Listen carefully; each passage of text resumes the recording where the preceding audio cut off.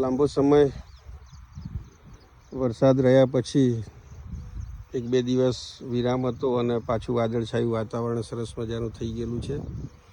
ખબર નહીં કેટલો વરસાદ આવશે, પરંતુ ખાસ કરીને મિત્રો સીતાફળ NMK ગોલ્ડન સીડલેસ જે વેરાયટી છે એનું વાવેતર છે.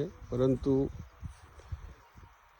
ઉનાળામાં કટિંગ પછી એનું જે ફ્લાવરિંગ આવવું જોઈએ એ ફ્લાવરિંગ આવેલું હતું અને ગરમી પડી ત્યારે વરસાદ આવ્યો નહીં લાંબો સમય, એના કારણે ફ્લાવરિંગ ખરી ગયેલું અને ત્યારબાદ પાછું ફરીથી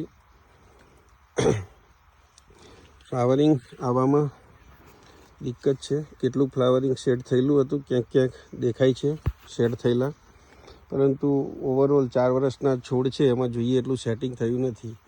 પરંતુ દેખાય છે એમ ગ્રોથ એનો બહુ થઈ ગયેલો છે. છોડ પણ હેલ્ધી છે એકદમ, પરંતુ ફ્લાવરિંગ ગ્રોથ થઈ જવાના કારણે ફ્લાવરિંગ નથી.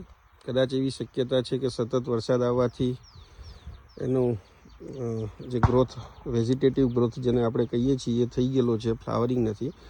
હવે સામાન્ય રીતે આવો ગ્રોથ થતો હોય ત્યારે એને અટકાવવા માટે કેમિકલ પણ મળે છે કે જે છાંટીએ, ખાસ કરીને કપાસમાં છાંટવામાં આવતું હોય છે.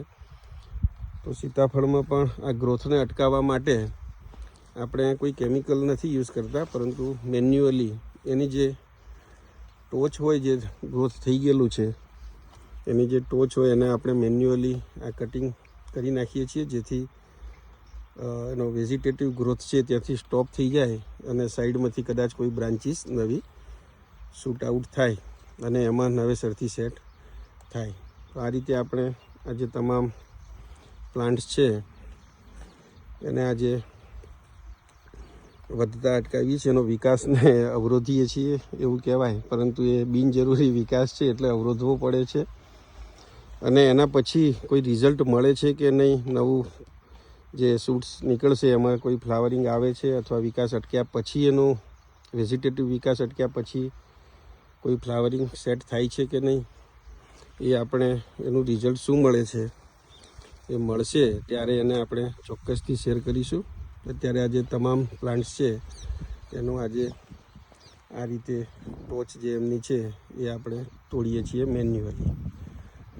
તો મિત્રો, હવે આને ગ્લોબલ વોર્મિંગ કે આપણે જે કંઈ કહીએ તે ખ્યાલ નથી આવતો. જામફળમાં તો જામફળ સેટ થયેલ છે, પરંતુ આ સીતાફળમાં આ વખતે હજુ જોઈએ એવું રિઝલ્ટ મળેલું નથી. આ અખતરા કર્યા પછી જોઈએ છીએ નવું ફ્લાવરિંગ સેટ થશે નહીં થાય. એમ તો ક્યાંક ક્યાંક થાય છે સેટ, પરંતુ ગ્રોથ પણ વેજીટેટિવ વધારે છે. જો અહીંયા દેખાય છે આપણને ફ્લાવરિંગ, અહીં પણ છે, પણ ક્યાં નર જ છે, આ બી શાયદ નર છે, મેલ છે. તો મિત્રો ચલો, આટલું જ હતું આ વખતે એક નવું એક્સપેરિમેન્ટ. અને જામફળમાં તો કરેલો હતો, એનું બહુ સરસ રિઝલ્ટ મળેલું છે.